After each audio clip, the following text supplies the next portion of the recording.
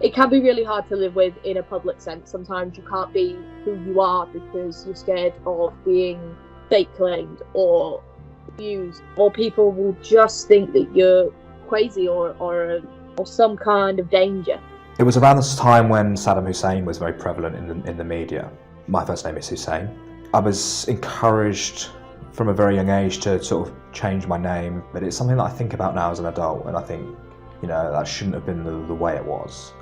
I'd get called a terrorist in the playground, I'd get spat on. My father would get dirty looks when he came to pick me up from school and things like that. My family are a little bit old-fashioned in their ways, and I know that what they say, they don't mean it maliciously, but I think there could be more care and consideration about what they're saying and who they're saying it to. For me, like I said, I don't really care, but I am very much aware that not everybody's like that, and if they were to say something like that in front of somebody who would care, I know that it'd upset them. I don't particularly think about being feminine or masculine in any way.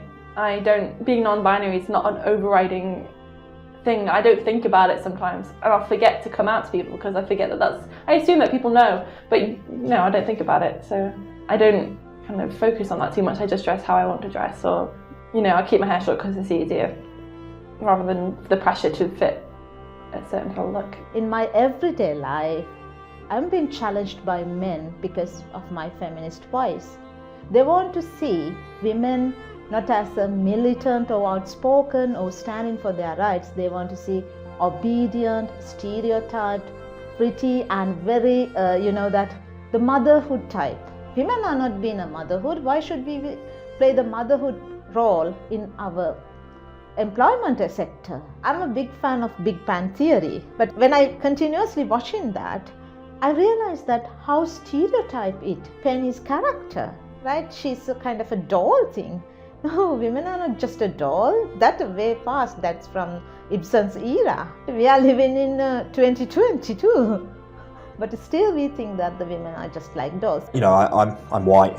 I look white. English is my first language. I don't have an accent, a heavy accent. So people meet me and I speak to them, and they assume I'm English, which I am. But then I'll tell them my name and they'll be surprised, and I'll tell them that I'm from Turkey, and they'll be surprised in that way. So I think there is some marginalisation there. Just going back to when changing my name, I think that's the biggest thing really, is that I felt like I had to change my name. I definitely felt like I wasn't necessarily the same as other people. So everyone thinks that bisexuality is not being real and that it's a phase and that we'll settle down eventually, which, if that's something you want to do in the future, such as get married, have kids, then yeah, you will settle down with one sex. But it's not a phase. It's been a very long phase for me, if it is a phase, but it's not a phase in terms of you're just going to settle with the sex that everyone thinks that you should do anyways, because I could settle down with a woman in the future, or I could settle down with a man in the future. That's if I'm going to settle down at all. It really takes a toll on both how the host sees themselves, and also on how we saw ourselves growing up. We just wanted to be like everyone else, and it was hard that our brain thought the only way to cope with that was to create new identities to hope that we would fit in.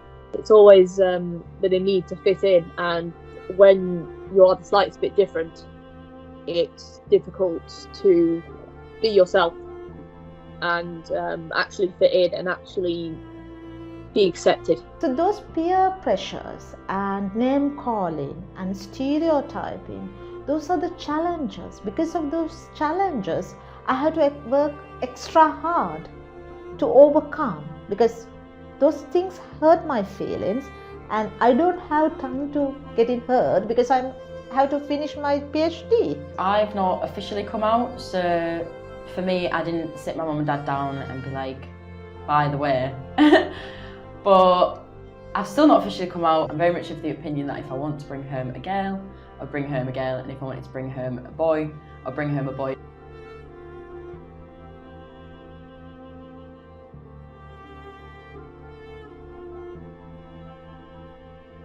People who come to Hull, generally student-wise, or of that generation, where they just don't bat an eyelid. We're very, very multicultural campus. We've got a lot of culture, a lot of faith, a lot of people from different places. Gradually, University of Hull, they gave me the opportunity to recognize my knowledge as a feminist, to tell that feminism is about power. I think the university is a very supportive place. We've had switches in actual lectures. We've talked to the lecturers and they're extremely helpful. They always ask who's fronting.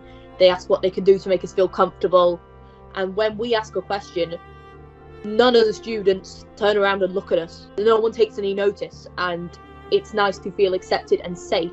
So I believe that university is a safe place for systems, which I'm very proud to say. I would happily use my first name, my proper first name at this university. I think we just need to remember that we're in 2022 and it's just not that deep anymore. And if you fancy girls and boys at the same time, good for you. If you fancy anybody else, good for you. The university and the men's school that I'm a part of are very inclusive.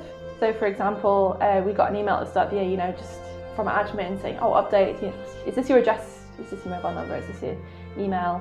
And at the top it was like, oh, what are your pronouns? And the sign off at the bottom of the email had their pronouns at the bottom as well, to kind of normalize it.